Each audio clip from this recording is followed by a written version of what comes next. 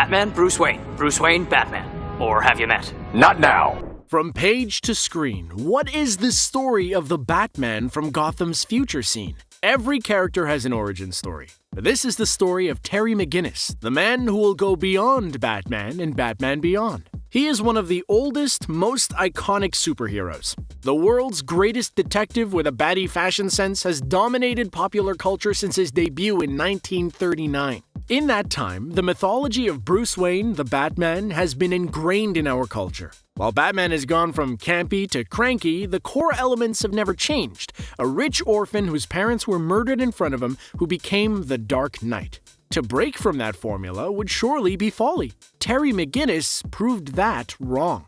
Come on, you have to trust me.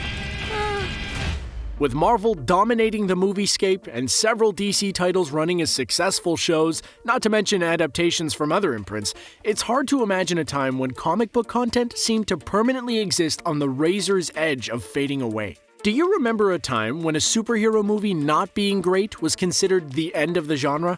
That's where things were in 1987, when Superman 4, The Quest for Peace, managed to make Superman 3 better because at least it had Richard Pryor in it. 2 years later, Michael Keaton, Jack Nicholson, and Tim Burton came to the rescue with a Batman movie set in an Art Deco Gotham. Joel Schumacher might have buried it all over again with his fourth entry in the franchise like Superman before him, save for another Bruce Timm, who adapted the Burton-style Batman into a style stamp all its own, a sort of neo-noir or dark deco, a play on Art Deco and film noir with a mixture of modern elements blended in. The simple yet compelling design and voice talents like Kevin Conroy as Bruce Wayne and Batman and Mark Hamill's Joker made Batman the Animated Series an instant classic and for a generation, the definitive Batman.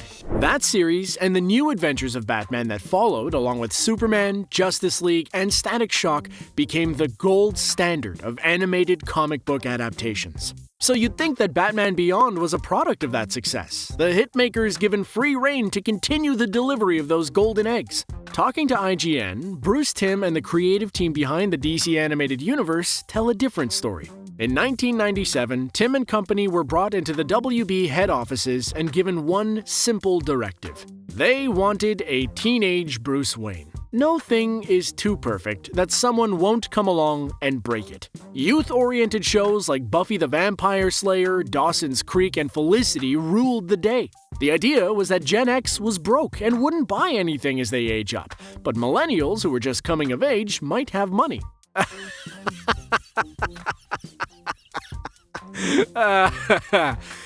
Anyway, Bruce Timm and his team were faced with the task of taking a terrible suggestion and making something watchable out of it. They spent the last half-dozen years building up a canon based on one of the best rogues galleries in comics, and they weren't eager to just dump all of it. The solution eventually seemed clear. Instead of a teenage Bruce Wayne, they'd jump forward 40 years and have a geriatric Bruce Wayne and a teenage Batman in the form of Terry McGinnis. The team had managed to take the unwanted suggestion as a way to work out some other creative issues.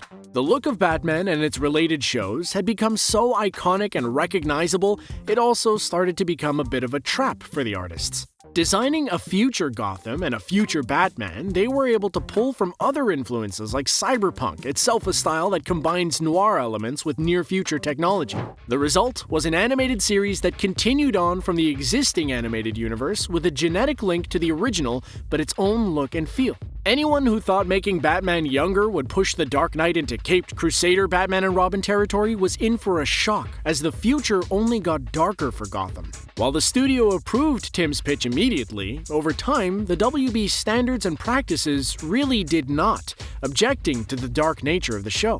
The big trick, of course, was winning over the fans, who had about the same reaction to the idea of a teenage Batman as Bruce Timm did initially, which was a pass. Over 20 years after its premiere, fans are clamoring for a live-action Batman Beyond, and they accept Terry McGinnis as Batman. So how did they make the Batman no one asked for into a hit? Just what is the story of Terry McGinnis? Bruce Timm and the gang were looking to make a clear distinction from the stoic Bruce Wayne. While Batman had to draw inspiration from characters like The Shadow and Zorro, McGinnis's Batman benefited from decades of comics that had come since then. The biggest change, obviously, was the age and station of the hero. While Bruce spent his teenage years wandering the world, learning punching and kicking and detecting and tailoring for that sweet batsuit, Terry took on the cowl as a teenager. He also lacked Bruce's deep pockets. In this regard, McGinnis shared more in common with Spider-Man than Batman. There's plenty of that Bat DNA in there. The story starts 2 years ago when a Batman 20 years on from the animated series starts to finally feel all those years of crime fighting. Despite a modern, advanced suit to pick up the slack where his body is letting him down, he suffers a minor heart attack during an encounter and resorts to using a dropped gun to force an attacker to run away.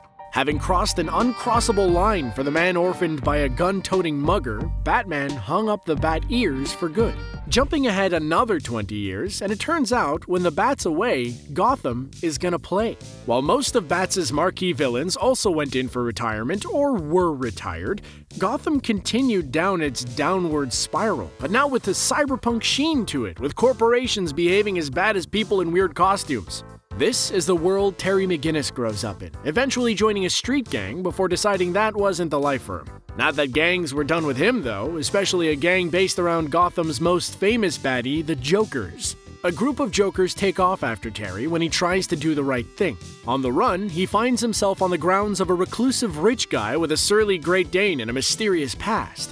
Oh come on, it's not that mysterious. Even with an old man voice, we'd recognize Kevin Conroy's baritone anywhere. McGinnis has accidentally sought shelter in the lair of the Dark Knight.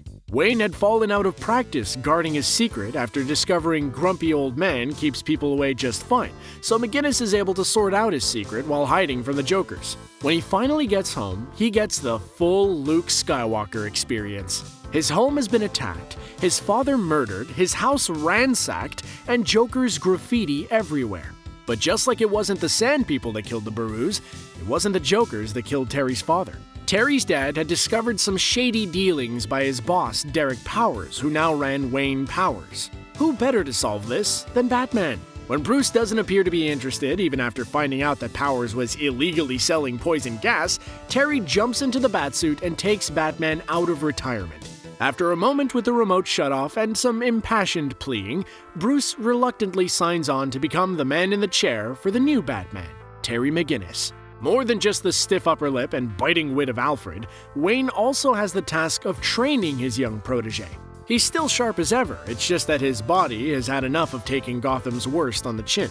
During his time fighting crime in Gotham, McGinnis fought familiar faces with future upgrades like Mr. Freeze and the Royal Flush Gang, as well as new villains like Ink and the eventually irradiated Powers. Batman got future upgrades as well.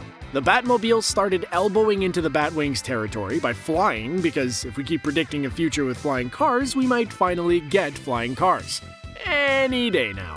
Not that Terry needed a flying Batmobile because the Batsuit got into the flying game itself. Acting a bit like an Iron Man suit, the Batsuit could fly, was armored, and enhanced Terry's strength and reflexes. And of course, the usual raft of sensors and bat gadgets. Also, even though Gotham is a city of shadows, having to run from one shadow to another to do that whole emerging from nowhere thing is a bit of a pain, so the suit was able to turn invisible too. Eventually, the Joker was able to return because of course he would. He did it by loading his consciousness onto a chip and then cloning the Robin he killed, Jason Todd. Because the Joker is cruel. Turns out, the Joker isn't ready to fight someone who's just as willing to banter during a fight. In an epilogue that was part of Justice League Unlimited, we find out that Terry McGinnis being Batman wasn't a coincidence. Or the biggest coincidence ever, depending on where you stand. It turns out that Amanda Waller of Argus and Suicide Squad fame had decided that having a Batman was so important, she wasn't going to leave things to fate. So, she cloned some of the DNA that Batman left around town from all the punches to the face and snuck that DNA into an unsuspecting couple's upcoming child. That child, of course, was Terry McGinnis.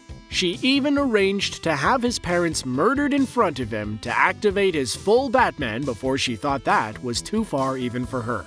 Amanda Waller has limits. Who knew?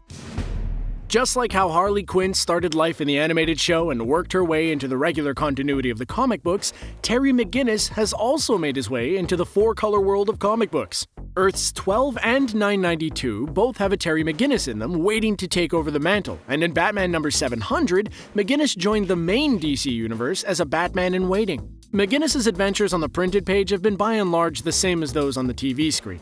He continued to have a difficult time maintaining that superhero life and a teenage life, including with his girlfriend Dana Tan. Gotham continues to be Gotham, the usual stuff. Like the animated McGinnis, he's asked to join the Justice League, but Bruce advises against it. He also gets a visit from a few Batman's blasts from the past, both friend and foe. He finds out why he doesn't have a cape anymore. The cape originally was a tool of both intimidation and misdirection, creating enough of a distraction for people aiming deadly things at him. Unfortunately, it worked so well that someone shot through Batman's cape and caught Dick Grayson off guard, catching 3 bullets himself and losing an eye. In another time, in another situation, Terry wouldn't have gone straight to the Batsuit. He would have gotten the green tights and red vest of a Robin, and Grayson was there to tell him that being Robin is a terrible job. Batman is where it's at. He also ran into Batman's old childhood pal and adult jerk, Hush. Hush was going about killing former Bat-related figures, as you do, only it's not the Hush that Bruce knew, but instead a clone of Dick Grayson that happens to be angrier than actual Dick Grayson, who's actually pretty mad. Bat-wraiths are reprogrammed, Terry and Bruce argue a lot, a new Catwoman who's been working with Hush swaps sides, as she does, and eventually Dick Grayson/Hush gets kicked down a hole like Gotham was Sparta and ends up impaled on a Bat-wraith and blown up. Because teenage Batman is just as dark or darker than regular-age Batman. Fan clamoring for the show fans initially said would be stupid to have a movie has resulted in a movie working its way through development. I think the world is in agreement that Michael Keaton is the only answer for Old Man Wayne, but teenage Terry is an open field.